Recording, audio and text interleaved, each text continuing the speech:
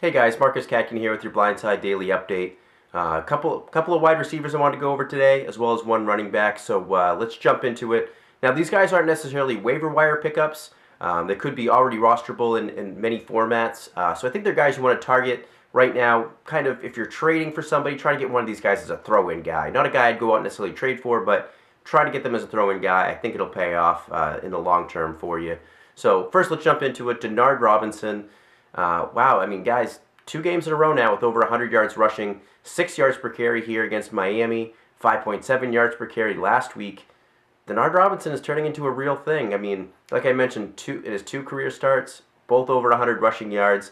That's more 100-yard games this season than Alfred Morris, Andre Ellington, Jamal Charles, Trent Richardson, and Marshawn Lynch combined. So he is just getting it done on the ground for a team that really doesn't have a lot of offensive weapons. So I expect him to keep getting the ball more. Toby Gerhart really not involved in this game, just 4 carries. So it's Denard Robinson's job until he, unless he messes things up. But it looks like to be his stranglehold on the job right now. And another guy who has a stranglehold on the job, Brandon LaFell, weeks 1 through 3, only in for 53% of the Patriots snaps. But since week 4, has been in it for 87.5% of their offensive snaps. Basically, he became the starter and was in on much more plays. Now, since week 4, when he became the starter, he's actually your number 8 fantasy wide receiver. Just amazing how much he's just jumped into potentially a wide receiver 1 category. He's obviously the number 1 wide receiver for Tom Brady and the number 2 receiving option after Rob Gronkowski. Guys, the way Brady's been playing, not only do you need to get LaFell on your team, but you need to get him in your starting lineups. He is a legit wide receiver 3 with high wide receiver 2 upside. Next up, a guy that I'm not really on the train on, but I know my podcast co-host Matt Dougal is, Martavis Bryant. 5 catches, 83 yards, and 2 touchdowns this weekend, but they did throw the ball a lot. I mean, he had those 5 catches, but Roethlisberger completed 40 of them. I mean, he had 83 receiving yards, but Roethlisberger threw for 522. So I think everybody kind of got a boost from how well Roethlisberger was playing. Relatively speaking, Bryant's snap count still relatively low, still under 40% these last 2 games. But I think he will overtake Marcus Wheaton as their number 2 receiving option. I just don't know how excited I can be about that. I mean, typically Roethlisberger is a 250-yard passing, 1 to 2 touchdown type of guy. And I don't know how excited I can be about the number 2 receiving option in that passing attack.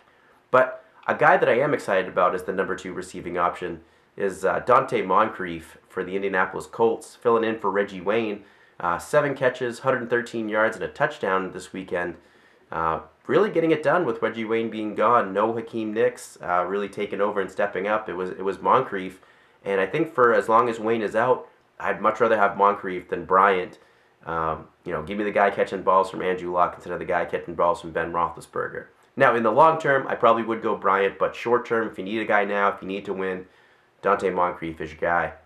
Another long-term guy, the rookie John Brown out of Arizona, 5 catches, 119 yards, and a touchdown, most of which came on that 75-yard game-winning touchdown, but 10 targets in this game, matching Larry Fitzgerald's targets for the team high. Michael Floyd, just 4 targets in this game, no catches.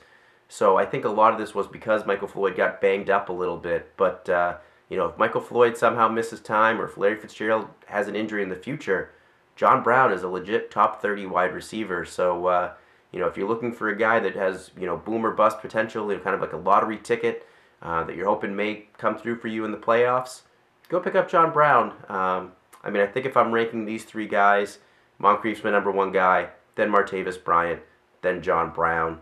So there you have it, guys. Don't forget to subscribe below so you get my daily fantasy updates. And follow me on Twitter, @MarcusCatkin.